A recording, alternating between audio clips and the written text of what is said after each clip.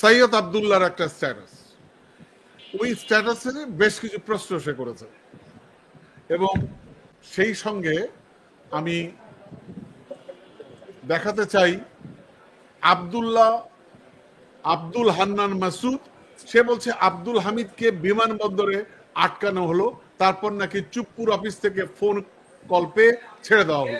এরপরও কি interim July বিপ্লবীরা support করে যাবে?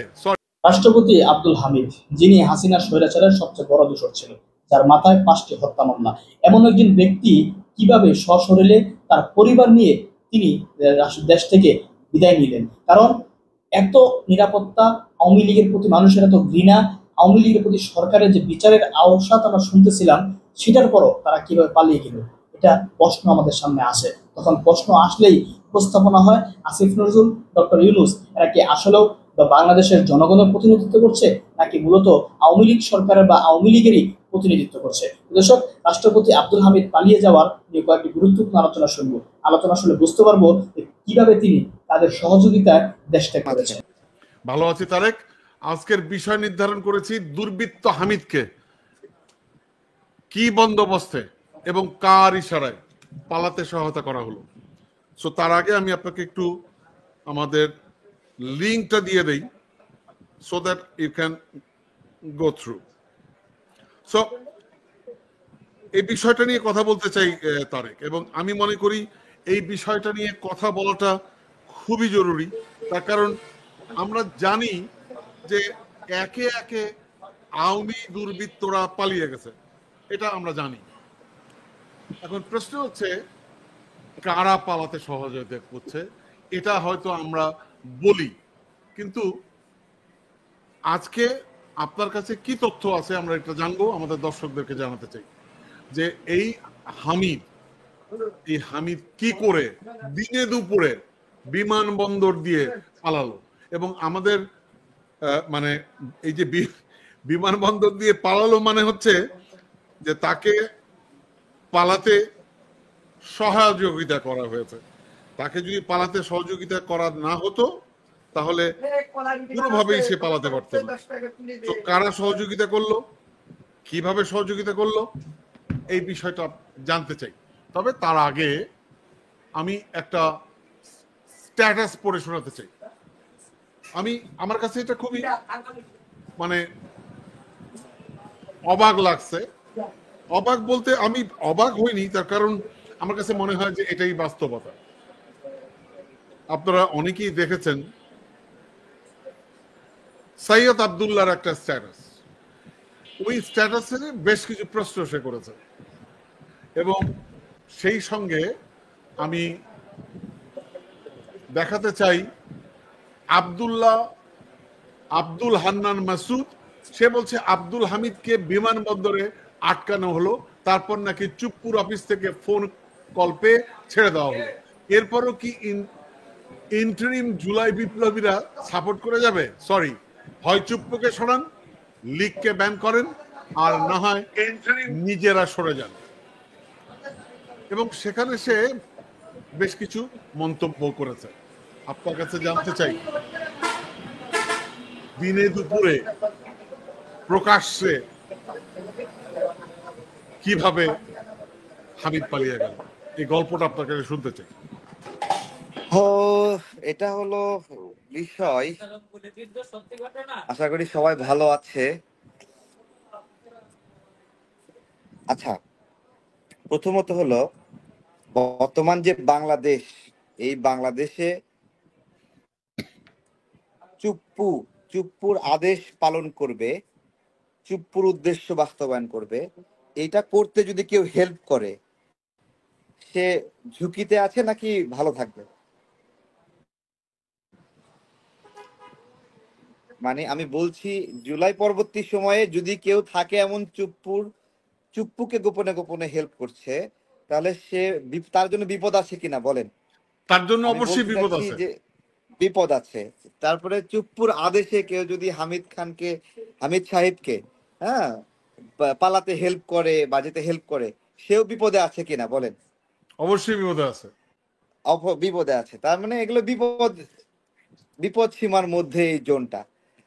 আমি আপনাদেরকে বলি যে এই যে পাসপোর্ট, হ্যাঁ, আমাদের পাসপোর্ট অধিদপ্তর পাসপোর্ট প্রদান করেছিল হুম, স্পিকার শিরিন এবং তার হাজবেন্ডকে, তাই না? হুম, হুম। আচ্ছা, সে এখনো বহাল তবিয়তে আছে কিনা?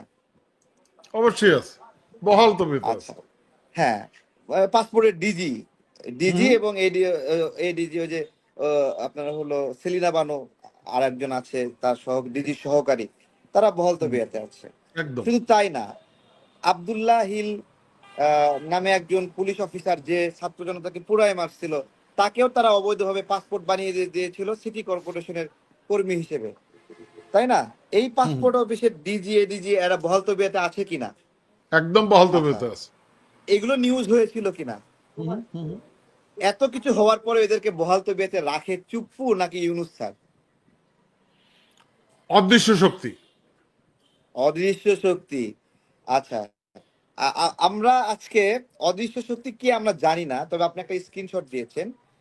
মানে অপরাধ যেই করুক, একটা একটা নতুন ট্রেন্ড তৈরি হয়েছে, চুপ্পুর নামে চালিয়ে দাও, ঠিক আছে? যাই হোক, চুপ্পুর নামে চালায় দাও, চুপ্পুকে দায়ী করে দোষী করে সবাই পোস্ট দিয়ে দাও। এই যে একটু দেখান সবাই দেখুক, আপনি দেখাচ্ছিলেন, এ হলো আব্দুল্লাহ হিল বাকি, ঠিক আছে? আব্দুল্লাহ হিল বাকি, সে এই যে ভাই ব্রাদার্স নামে যে গ্রুপটা, এটা হুম, হুম। ওই আসিফ টাসিফ যারা আছে নাই তাদের একটা গ্রুপ, তাদের ওই ভাই ব্রাদার ওখানে শিখাই দিচ্ছে যে সাবধান, আসিফ ভাই, মাহফুজ ভাই আর ইউনুস স্যারের নাম নিও না, হ্যাঁ, এই তিনজনের নাম নিও না তোমরা কেউ। আচ্ছা, মানে ঠাকুর ঘরে কে রে, কলা আমি খাই নাই, এই তো আমাদের ন্যারেটিভ বানাতে হবে। দেখেন, চিন্তা করতে পারেন, এই ছোট ছোট বাচ্চা ছেলে পেলে তারা ন্যারেটিভ বানাতে চায়, একটা ক্রাইম করছে এই গভর্নমেন্ট, সেই গভর্নমেন্টের এই ক্রাইমকে ঢাকার জন্য ন্যারেটিভ বানাতে চায়, ঠিক আছে? এরা ঢাকা বিশ্ববিদ্যালয়ে পড়েছে এবং এরা সেই বুদ্ধিভিত্তিক সন্ত্রাস হয়ে জন্ম নিচ্ছে যারা একটা অপরাধ ঢাকার জন্য ন্যারেটিভ বানাতে চায় এবং বলে দিচ্ছে আসিফ মাহফুজের নাম নিও না। এবার আসেন, এই যে ন্যারেটিভটা সে শিখাই দিল এই আব্দুল্লাহিল বাকি, এই ন্যারেটিভটা শিখাই দেওয়ার পরে সঙ্গে সঙ্গে হান্নান মাসুদ ইন্টারিমকে আর দায়ী না করে চুপ্পুকে দায়ী করছে।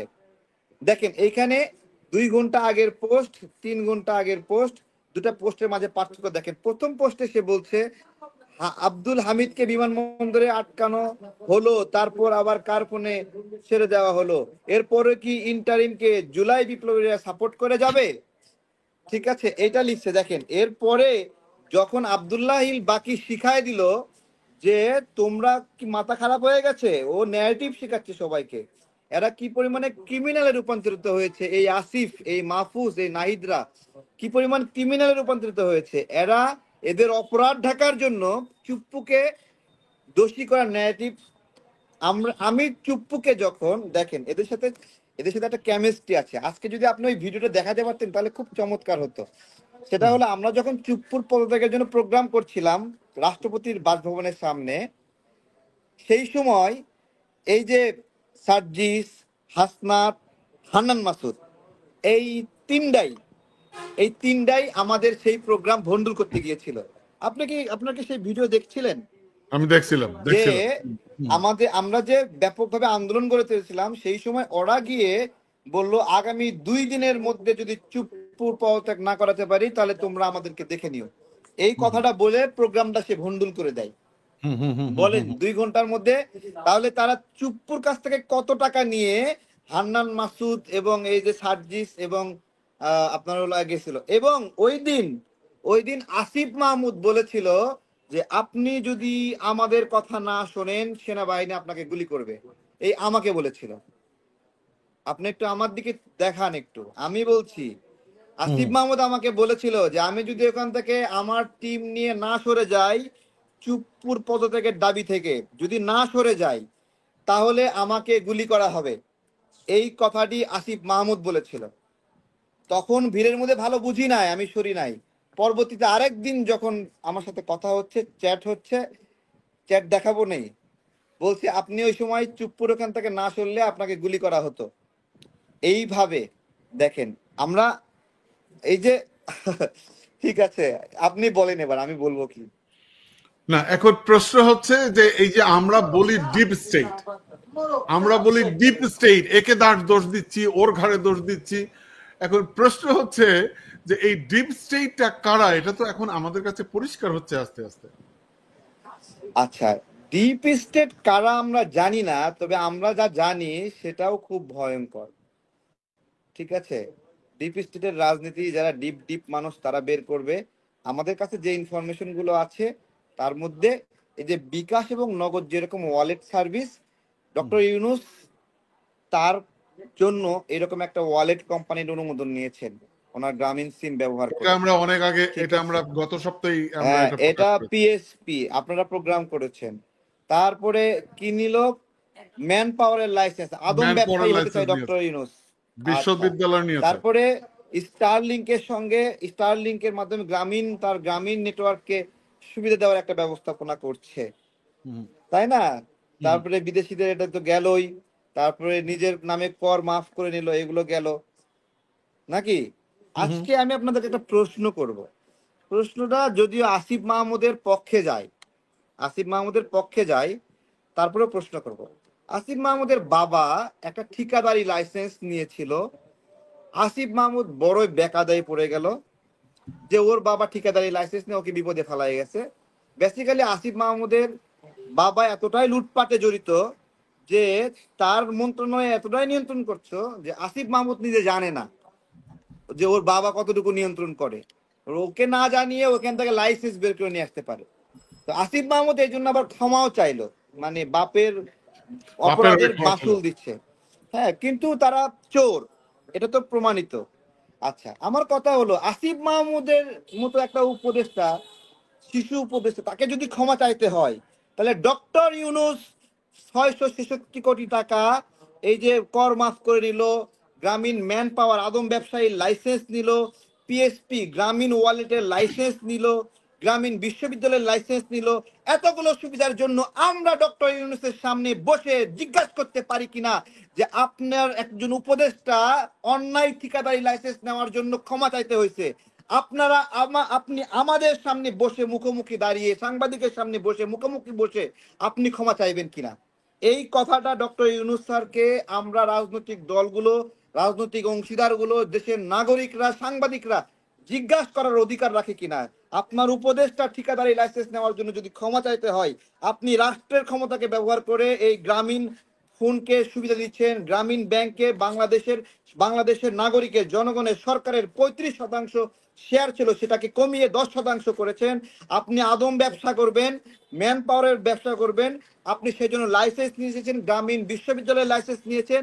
আপনাকে জনগণের সামনে জিজ্ঞাসা করার অধিকার আছে কিনা, সাংবাদিকদের জিজ্ঞাসা করার অধিকার আছে কিনা যে আপনার এইগুলো নৈতিক হয়েছে কিনা। আসিফ মাহমুদের মতো আমি তাকে জিজ্ঞাসা করছি।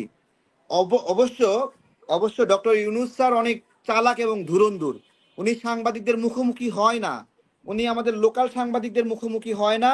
উনি 150 টাকার একজন প্রেস ব্রিফিং করার জন্য একজন আমলাকে পাঠায়, আর 300 টাকার একজন হলো আমলাকে প্রেস ব্রিফিং করার জন্য পাঠায়। এদেরকে সামনে সেট করে রাখছে, এদের ভ্যালুলেস কথা আমাদেরকে সারাক্ষণ বক বক বক বক করে শুনতে হয়, কিন্তু উনি সাংবাদিকদের সামনে কখনো এসে প্রশ্ন উত্তর করেন না। বাংলাদেশের যত রাষ্ট্রপ্রধান ছিল, হাসিনা, খালেদা, এরশাদ, জিয়াউর রহমান, তারা কখনোই সাংবাদিকদের মুখোমুখি প্রেস ব্রিফিং করতে কখনো ভয় পায়নি। কিন্তু ডক্টর ইউনূস কেন সাংবাদিকদের সামনে আসতে চায় না? সাংবাদিকরা প্রশ্ন করতে চায়, আপনি করিডোর দিলেন কার সাথে প্রশ্ন করে? যখন এদেশে সংখ্যালঘুদের উপর নিপীড়ন হচ্ছিল তখন সবাইকে ডেকে আলোচনা করতে পারলো, তাই না? কিন্তু এই যে আমেরিকা, করিডোর, এই যে জাতিসংঘ, এই জায়গায় উনি গোপনে কিছু একটা করতে চান, উনি আমাদের সঙ্গে এই গোপন কাজটা আলোচনা করলেন না। আমি এইটাই ওনার সামনে বসে জিজ্ঞাসা করতে চাই যে উনি এটা করলেন না কেন। সাংবাদিকরা জিজ্ঞাসা করতে চায়, কিন্তু সাংবাদিকরা কখনো ওনাকে পায় না। উনি 150 টাকার 2জন ব্রিফিং করার জন্য আমলাকে দিয়ে রাখছে। এই 150 টাকার আমলারা সামনে বক বক করে, যাদেরকে কোনো একটা আপত্তিকর প্রশ্ন করলে ওদের জন্য আপত্তি হয়, এরকম প্রশ্ন করলে চাকরি যেতে হয়। অথচ বাংলাদেশের সকল রাষ্ট্রপ্রধান সাংবাদিকদের সামনে তারা সিচুয়েশন ম্যানেজ করত। উনি বাংলাদেশের সাংবাদিকদের সামনে না আসলেও উনি ঠিকই আমেরিকার গণমাধ্যমের সামনে আসে, তারপরে ইউকের গণমাধ্যমের সামনে আসে, কিন্তু বাংলাদেশের সাংবাদিকদের সামনে উনি আসতে চান না। কারণ বাংলাদেশের সাংবাদিকদের সামনে উনি এসে ওনার মুখস্থ মোটিভেশন দিতে পারবেন না। তাদের কাছে কিছু প্রশ্ন আছে, কিছু জানার আছে।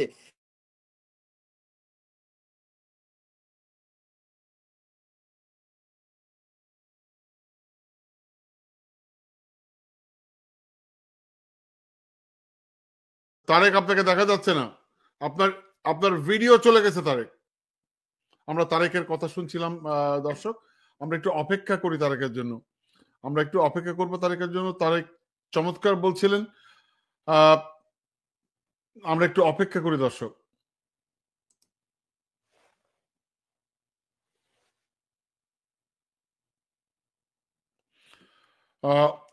তারেকের কানেকশনটা বোধহয় ডিসকানেক্ট হয়ে গেছে। আমি একটু তারেকের জন্য আমরা একটু অপেক্ষা করি দর্শক, আমরা তারেকের জন্য অপেক্ষা করছি। জি, আমরা তারেককে পেয়েছি। আমরা দর্শক, আমরা তারেককে পেয়েছি। আমরা একটু তারেককে কানেক্ট করতে চাই, আমরা স্ক্রিনে আনতে চাই। তারেক, আপনার ভিডিওটা দেখা যাচ্ছে না।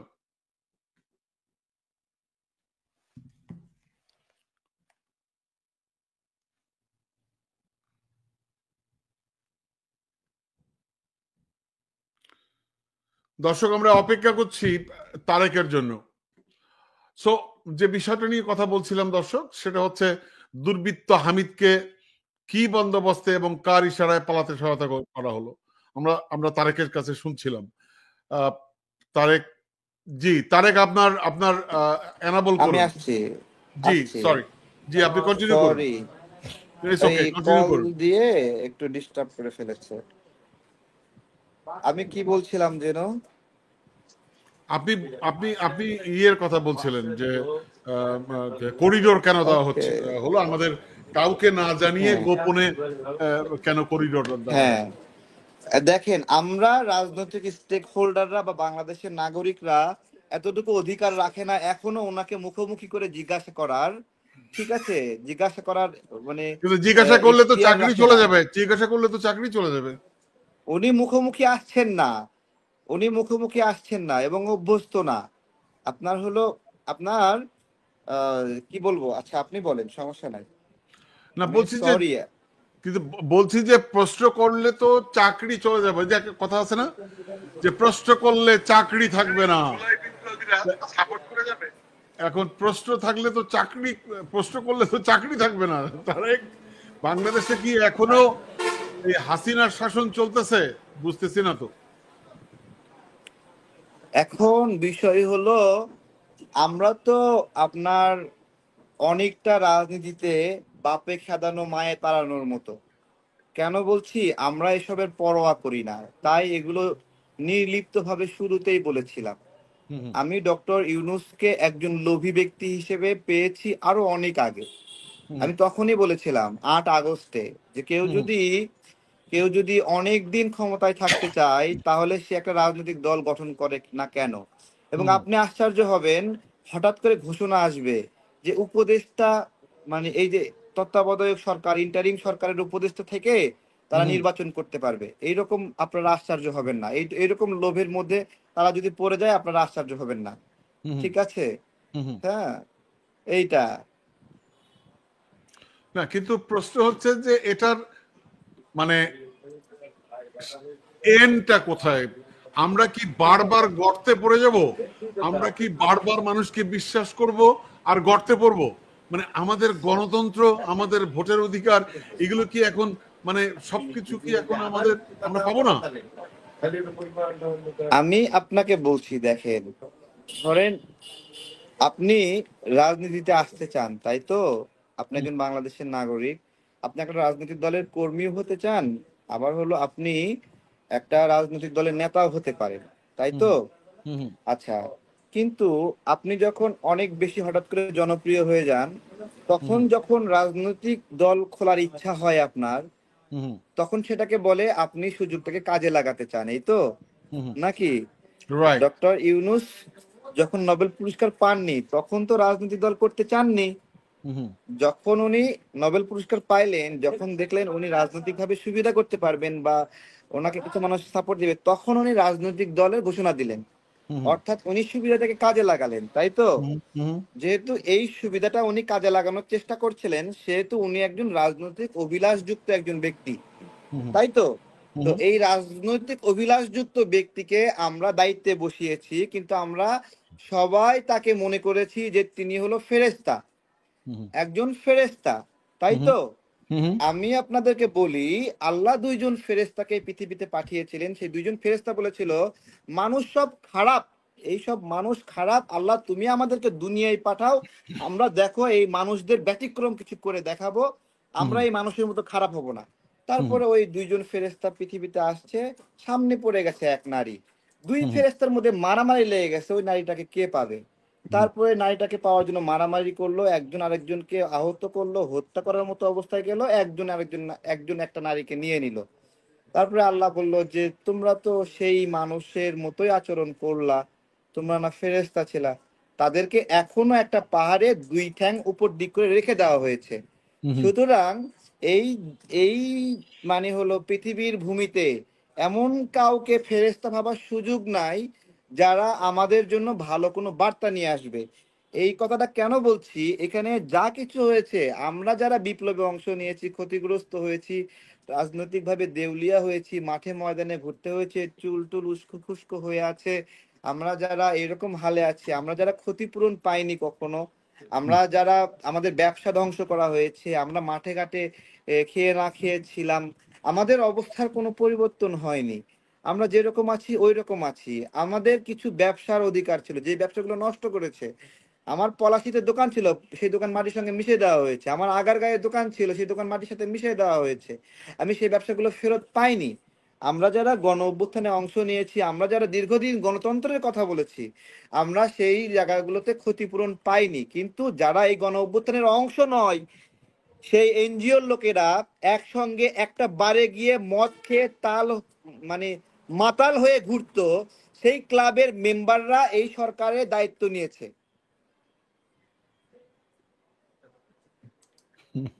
এইটুকুই বললাম। একটা ক্লাব আছে, সেই এখন ক্লাবে আমি তারা আপনাকে নিয়মিত বলি, আড্ডা দিত। এখন আমি আপনাকে একটা কথা বলি, ভবিষ্যৎবাণী বলি। আপনি তো অনেক কথা বললেন। কিন্তু দেখেন, আমরা এত কষ্ট করছি, দেশের জন্য কাজ করছি, গণতন্ত্রের জন্য মার খেলাম, এই মার খাওয়ার জন্য আপনারা আজীবন বাহাবা দিলেন তারেক ভাই এগিয়ে যাও, তারেক ভাই এগিয়ে যাও। কিন্তু তারেক ভাই যখন ডক্টর ইউনূসের এই অন্যায় সুবিধাগুলো নেওয়া নিয়ে কথা বলছে, তখন বলছে তারেক ভাই তুমি দালাল। এই তো, আমার কষ্ট সব বৃথা, আমার ত্যাগ বৃথা, আমার রিমান্ড বৃথা, আমার গুম হয়ে যাওয়া বৃথা, আমার জীবনের সংখ্যা বৃথা, আমার ব্যবসা ধ্বংস হয়েছে, আমার শ্বশুরের ব্যবসা ধ্বংস হয়েছে, বাবার ব্যবসা ধ্বংস হয়েছে, এই সব কিছু বৃথা। আমি যখন বলছি আমি সংসদে যেতে চাই, আমার আমার আপনারা যদি ভোট দেন, সেই ভোট নিয়ে আমি যাব হয়তো বা, এই ইচ্ছা পোষণ করলে বলতেছে তুমি দালাল। আমি ডেমোক্রেসির কথা বলতেছি, আমি আমার ভোটাধিকারের কথা বলতেছি। যেই কথাটা হাসিনার সময় বলার কারণে আমাকে দালাল বলা হতো, সেই কথাটা এখন বলার জন্য আমার দালাল হচ্ছে, তার জন্য বলা হচ্ছে।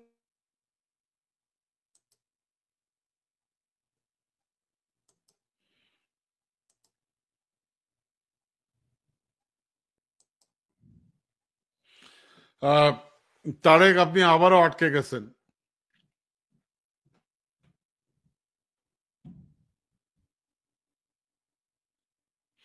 তারেক, আপনার সংযোগটা আবারও আহ, চলে গেছে। আপনি আপনি ফ্রিজ হয়ে গেছেন। আমরা একটু অপেক্ষা করি দর্শক, আবারও, কারণ আহ, আমি যত আমি যতটুকু দেখি আসছে কিনা, না আসছে, আসছে কি? এসছেন এসছেন এসছেন সরি এসছেন সরি এসছেন। জি জি, সরি সরি, সরি, বলুন। আমি একটা গ্রাম অঞ্চলে আপনি আছি। আপনার ক্ষোভের কথা বলছিলেন, না বলেন। না না না, ক্ষোভের কথা বলতে, গ্রাম অঞ্চলে এখানে আম বিক্রি করছি, কারো আম লাগলে 01557136726 এই নাম্বারে আম সরবরাহ দিয়ে দেবো আমি, ঠিক আছে? এটা আমার নাম্বার, আমি আমের অর্ডার নিচ্ছি। তো আমি বিষয় বলছি যে আমরা এগুলো নিয়ে আনহ্যাপি না, ব্যবসা বাণিজ্য করছি, কষ্ট করছি, গ্রামে মাঠে ঘাটে দৌড়াচ্ছি, এটা আমরা সুখী। আমরা এরকম জীবনটাই চাই, এরকম করেই চলতে চাই। এটা যদি না করি তাহলে আমাকে মানে আসিফ নজরুল স্যারের কাছ থেকে সুবিধা নিতে হবে, আসিফ মাহমুদ থেকে সুবিধা নিতে হবে, আমাকে ডক্টর ইউনূস থেকে সুবিধা নিতে হবে, এবং আমাকে প্রত্যেকটা মুহূর্তে মিথ্যাগুলো চাপা দিতে হবে, সত্য চাপা দিতে হবে, সেগুলো চাপা দিয়ে দিয়ে আমাকে দম বন্ধ করে থাকতে হবে। ঠিক আছে, ওইটা আমরা পছন্দ করি না। আমরা মানে আচ্ছা, আমার এখানে একটা প্রশ্ন আছে আপনার কাছে, আমি একটু প্রশ্নটা করতে চাই। যেমন ধরুন, জি প্রশ্নটা এরকম: উপদেষ্টা উপদেষ্টা উপদেষ্টা পদমর্যাদায় আছে টোটাল 31 জন, সব হুম, ভালো কাজের ক্রেডিট ইউনূসের, কিন্তু চিপায় পড়লেই সব দোষ আসিফ নজরুলের। আসিফ নজরুল কার্ড খেলা শুরু, হাসিনা ভালো, বাকি সব খারাপ, থিওরি আর কি। হামিদ পালাইছে, ওখানে কারো হাত নাই, আসিফ নজরুলের আছে। আসিফ নজরুল হামিদকে পালাইতে হেল্প করছে, চুপ্পুর ফোনে হামিদকে বিমানে উঠায় দিছে। ইউনুস থাকতে আসিফ নজরুল চুপ্পু দেশ চালাইতেছে। আহ, আমি এই, শোনেন, আমি আপনাকে একটা কথা বলি, শোনেন। আসিফ নজরুল স্যার আমরা একসাথেই বিপদের সময় কাঁধে কাঁধ মিলিয়ে আন্দোলন সংগ্রাম করেছি, ঠিক আছে? না না, ওই এটা তো সত্য। সবকিছুর হ্যাঁ, দোষ আমরা না না আমরা না, উনার ঘাড়ের উপর চাপিয়ে ওই দিচ্ছি।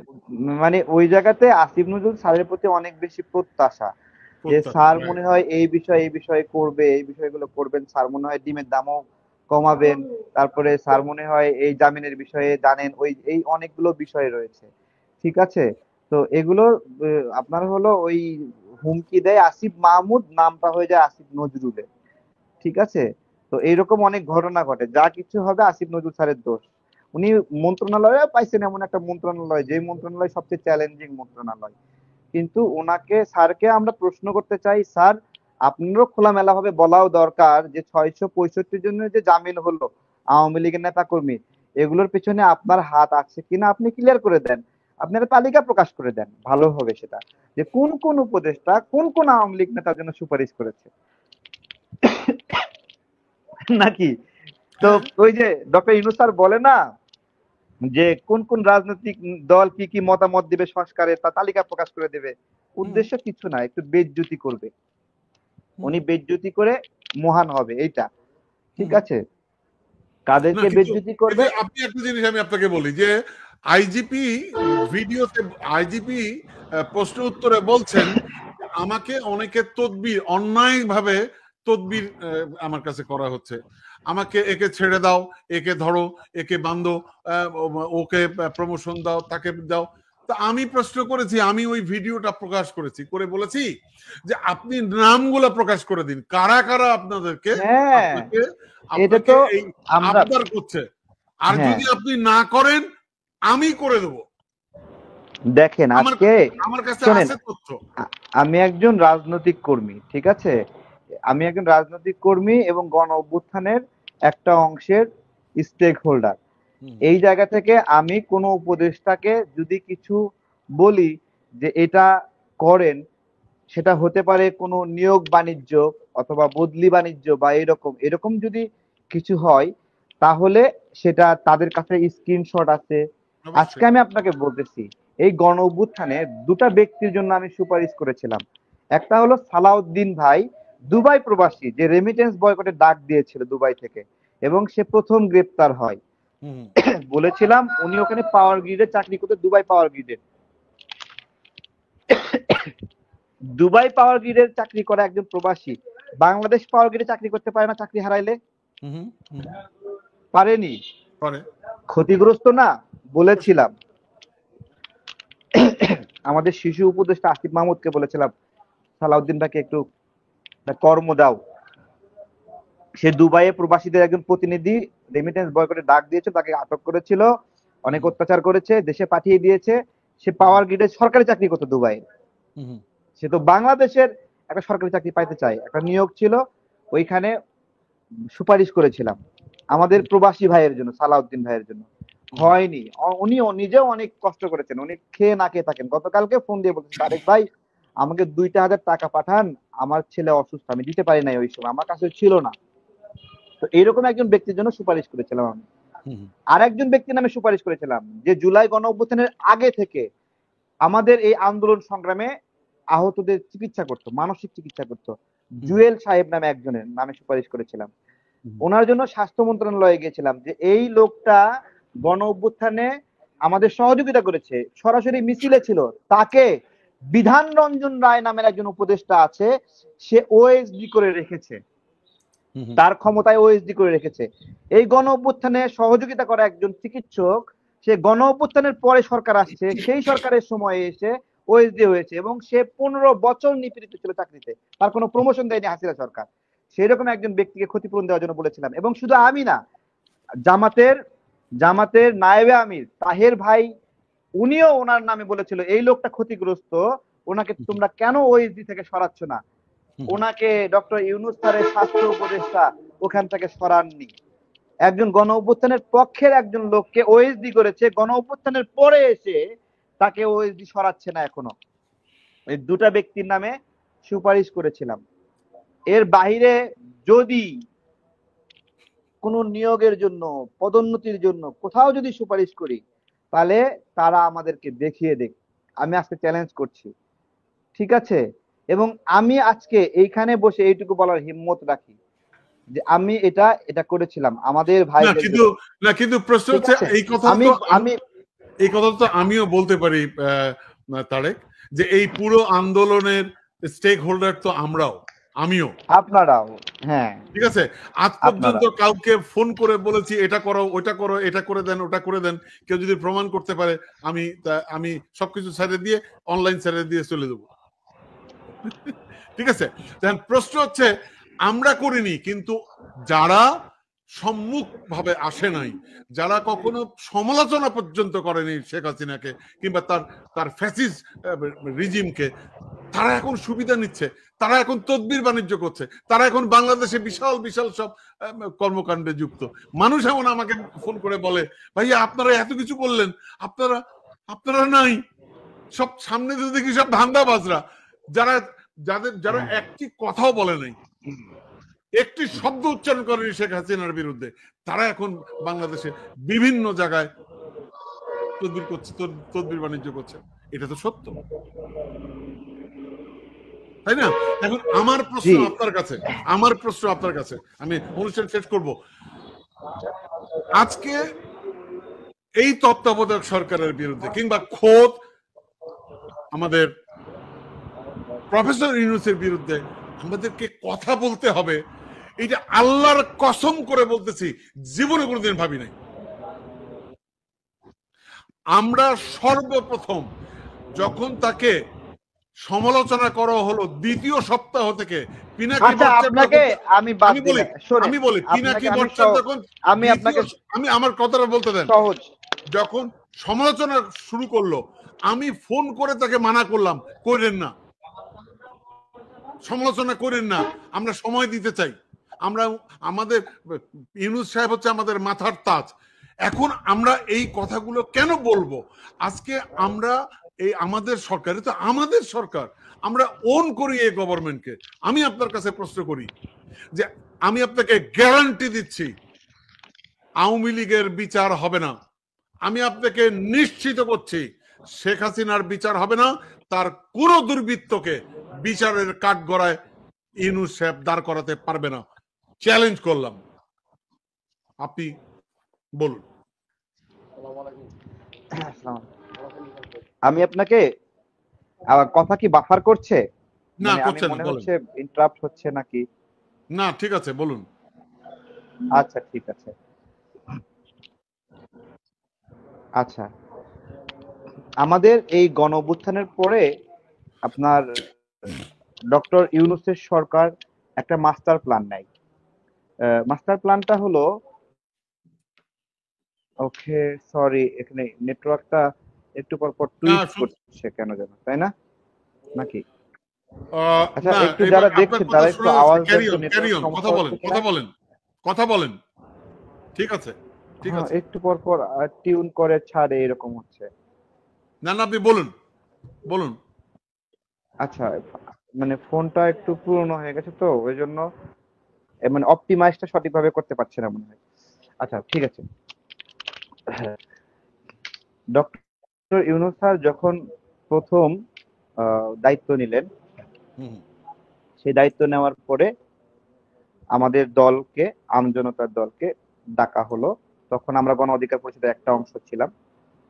তো ওই যখন ডাকা হলো তখন আমরা জিজ্ঞাসা করেছিলাম যে নির্বাচনের আসলে বিষয়টা কি। তো উনি আসলে ওই একটা ভাষা দিয়ে বলেছিলেন যে, আমার নাম ধরে বলেছিলেন, তারেক আমরা তো একটা দলের হাত থেকে ক্ষমতা নিয়ে আরেকটা দলের হাতে দেওয়ার জন্য এখানে আসি নাই। আমি জিজ্ঞাসা করলাম, আমি জিজ্ঞাসা করতে অভ্যস্ত, আমি কাউকে ভয় পাই না, ঠিক আছে।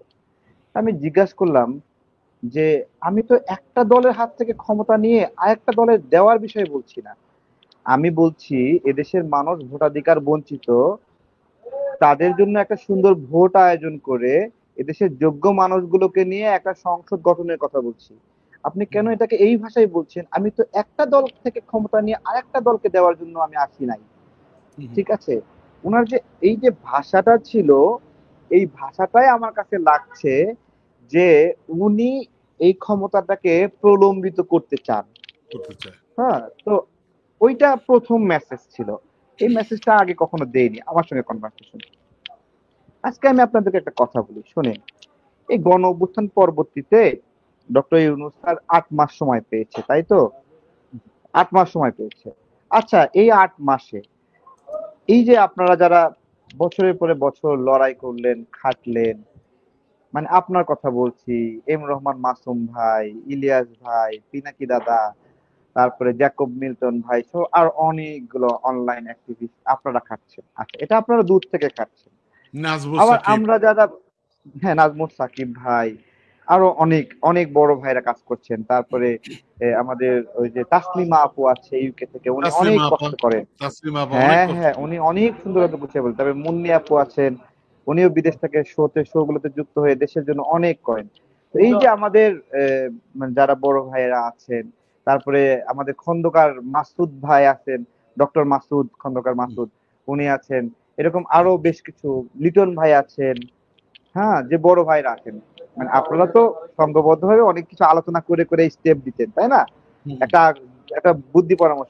ডক্টর তাজ হাসমি ছিল। হ্যাঁ, তাজ হাসমি ভাই, সবাই মিলে তারপরে যারা আপনার লড়াই করতেন, ক্যাপ্টেন ঠিক আছে। শহীদ যিনি মারা গেছেন। হ্যাঁ, শহীদ, তারপরে দেলোয়ার ভাই সহ যারা লড়াই করতেন, হ্যাঁ, কথা বলতেন। আচ্ছা, একটা জুম মিটিং করা যেত না? যে zoom meeting a doctor Yunus থাকতো, আপনারা তাদেরকে গাইড করতেন, একটা দিন ৮ মাসের মধ্যে। অবশ্যই করা যেত। যেতনি, অবশ্যই করা যেত। যেতনি। অবশ্যই করা যেত। আচ্ছা, আবার আমরা যারা এই মাঠ পর্যায়ে খুব ডাইহার্ট লড়াই করছি, মানে আমরা যে কি লড়াইটা করছি এইটা আসলে দেখালে আমি আবার এখন গ্রেপ্তার হব, বুঝতে পারছেন? আমি বলছি, মোটামুটি তো 10 দিনের রিমান্ড দিয়েছিল যেদিন গণ অভ্যুত্থানের মানে হাসিনা পালালো, ওই দিনের আগের দিন রিমান্ডের ডিক্লারেশন আসছিল। হ্যাঁ, তো সেই মামলাগুলো এখনো রানিং আছে, আমাদের মামলাগুলো, সেই মামলাগুলো এখনো সরায়নি, কিন্তু ডক্টর ইউনূস স্যার এখনো ওই মামলাগুলো সরায়নি, সরেন। ডিসমিস করেনি। হ্যাঁ, ডিসমিস করেনি এই মামলাগুলো, ঠিক আছে। তো মানে আমরা যারা লড়াই আমার করলাম, মামলা, আমার 7টা মামলা এখনো নিষ্পত্তি হয়নি। হ্যাঁ হ্যাঁ, ওই সাকিবের মামলাগুলো হয়নি। সরায়নি। তো আমরা যারা লড়াই করলাম মাঠ পর্যায়ে, আচ্ছা, এই লড়াইয়ের সৈনিকদেরকে একদিন ডেকে চা খাওয়া যেত না? করে নাই। এটা কেন করে না জানেন?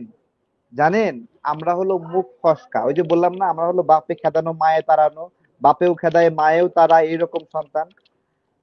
মানে কেন বলি, আমাদের বাবা মা সারাক্ষণ আমাদের 18 সালের আন্দোলনের সময় আমাদেরকে অনেকে অহেতুক বাবা মা প্রশংসা করে যে আমার জীবনে উন্নতির পেছনে বাবা মা এগুলো বলে, কিন্তু আমরা আন্দোলন সংগ্রামের এই পথে হেঁটে প্রত্যেকটা জায়গায় জায়গায় বাবা এবং মা বাধাগ্রস্ত করছে।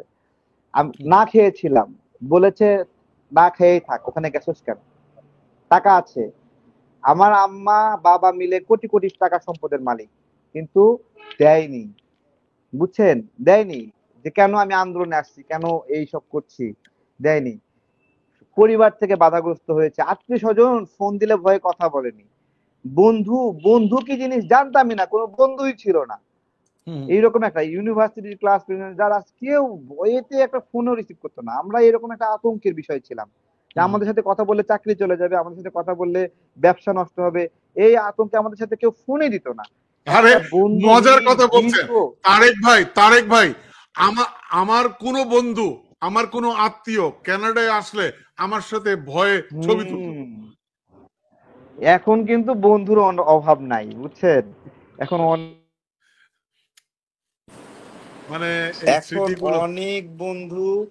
তো বলতেছি এই যে আমরা যে চিপায় চিপায় নিজেদের জীবনটাকে চিপায় চিপায় মানে নিংড়ায় নিংড়ায় পানি বের করলাম আমাদের জীবনে, আমরা না এখনো বলি আমাকে কিছু দিতে হবে না, আমাকে সংসদ সদস্য ঘোষণা করতে হবে না, উপদেষ্টা বানাতে হবে না, আপনার হলো মানে পরামর্শক বানাতে হবে না, আমলা বানাতে হবে না। আমরা কি চাই? আমরা একটা ডেমোক্রেটিক দেশ চাই, যে দেশে এক্স্যাক্টলি। জনগণের সিল মারার ক্ষমতা থাকবে। আমরা শুধু এটাই চাই। এইটাই নিয়েই সবাই ষড়যন্ত্র করে, এটা নিয়ে কুত্তাও ষড়যন্ত্র করে, এটা নিয়ে ফেরেশতাও ষড়যন্ত্র করে। ঠিক আছে, তো এই হলো আর কি। যাই হোক, এই ষড়যন্ত্রের অবসান হবে এবং আমার মনে হচ্ছে আমাদের লড়াইটা থামেনি। আমি একটা থামেনি, আমি থামেনি। শেষ প্রশ্ন করতে চাই। আমি জানি না, আমি সার্জিসের একটা স্ট্যাটাস দেখলাম, সার্জিস বলছে যে হাসনাত এখন ওই যমুনার সামনে অবস্থান করছে, হ্যাঁ, ঘেরাও করবে, আপনারা ওখানে যান। হ্যাঁ, এটা কি একবারে ঘটনা ইউনূস বুঝলাম না। স্যারের, হাসনাত এবং সার্জিস ইউনূস স্যারের ট্রেনে রাস্তায় নিয়ে আসবে। আমি জানি না। বাংলাদেশের নাগরিক পাগল হয়ে গেছে, সবাই পাগল এবং বুদ্ধি প্রতিবন্ধী হয়ে গেছে, তাই তো। হ্যাঁ, এই যে এইরকম করে করে তো ছেড়ে দিয়েছে, সবাইকে ছেড়ে দিয়েছে। এই জন্য আমি বলি ওষুধ কি? ওষুধ হলো যার সঙ্গে আওয়ামী লীগ নেতা দেখবো তাকেই ঠ্যাঙ্গাবো। আওয়ামী লীগ নেতাকে ঠ্যাঙ্গানোর আগে যে আওয়ামী লীগ নেতাকে সাথে করে নিয়ে ঘুরবে তাকে ঠ্যাঙ্গাবো। ঠিক আছে, এই জন্য ওষুধ এটা, ওষুধ হলো এটা। হ্যাঁ, আওয়ামী লীগ নেতাকে কিছু করা লাগবে না, আওয়ামী লীগ নেতাকে যে প্রশ্রয় দেবে তাকে ঠ্যাঙ্গাবো আমরা, তার হাড়গুড় ভেঙে দেবো। তাই না? জীবন নিয়ে খেলা নাকি? ও একটা পলিসিতে আসছে, বুঝছেন? শুনেন, যে পলিসির কথা বললাম, বলতে ভুলে গেলাম। আচ্ছা, আহ, সেই শুরুতেই একটা প্ল্যান করা হয়, মানে হয়তোবা আপনি প্রধান উপদেষ্টা হলে আপনিও এই প্ল্যানটা করতেন, বা অন্য কেউ হলে অন্য কেউ করতো। মানে সাধারণ ভাবে যে ক্ষমতায় আসছে, ওনার ইচ্ছা যদি হয় 2 বছর থাকবে, তাহলে একটা প্ল্যান করতে হবে না? সেই প্ল্যানটা মোকাবেলা করবে কিভাবে? সেই প্ল্যানের মধ্যে তো একটা অংশ থাকবে যে মানুষ নির্বাচন চাইবে, এটাকে মোকাবেলা করবে কিভাবে? অথবা এখানে গণ অভ্যুত্থানের শক্তি যারা বিএনপি জামাত, তারা নির্বাচিত সরকারের জন্য ডিমান্ড করবে বা জনগণ ডিমান্ড করবে, এটাকে মোকাবেলা করবে কিনা? এইটা ডক্টর ইউনূস সরকার প্রথমে একটা প্ল্যান করে নিয়েছিল। সেই প্ল্যানটা হলো আওয়ামী লীগের লোকগুলোকে সচিবালয়ে রেখে দিবে, আওয়ামী লীগের মানে সন্ত্রাসীগুলোকে পুলিশে রেখে দেবে। এটা একটা প্ল্যান, এটা একটা মাস্টার প্ল্যান। এই প্ল্যানটা গণ অভ্যুত্থানের মধ্যে ডক্টর ইউনূসের কোনো প্ল্যান ছিল না, বাট গণ অভ্যুত্থানের পরে এই গণ অভ্যুত্থানের যে জন্য লড়াই, সেই লড়াইকে ব্যাহত করার জন্য উনি প্ল্যান করেছেন এটা। এবং এই আওয়ামী লীগ গুলোকে রেখে দেওয়াই একটা প্ল্যান।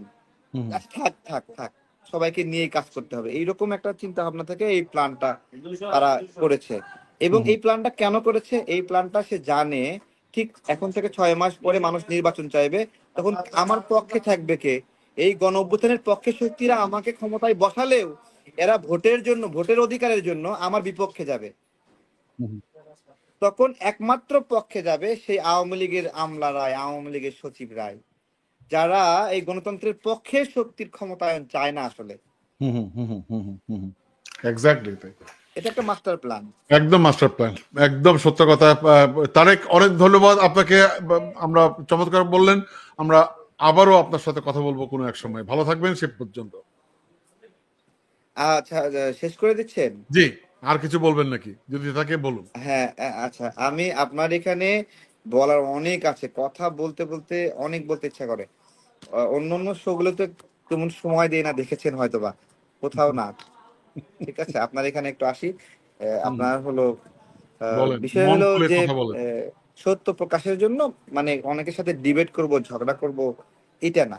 মানে আমাদের ডিবেটের পর্যায়ে আওয়ামী লীগের সময় আমরা করেছি, করেছি অনেক আওয়ামী কথা লীগের বলেছি, লোকদের সঙ্গে ডিবেট করেছি, অনেক সাহসের ডিবেট সাথে করেছি, করেছি, অনেক গালি দিয়েছি। স্টেটের মোকাবেলা করেছি, আমরা করেছি। এখন এখন কাকে দর্শক আলোচনাগুলো শুনেছেন, শুনে বুঝতে পেরেছেন আসলে তাই কাদের সহযোগিতা বাংলাদেশ থেকে পালিয়ে গিয়েছেন, তারা তাকে সহযোগিতা করেছে। কারণ তাদের কাছে তো আসলে টাকা পয়সার কোনো অভাব নাই, টাকা পয়সার কোনো সমস্যা ছিল না।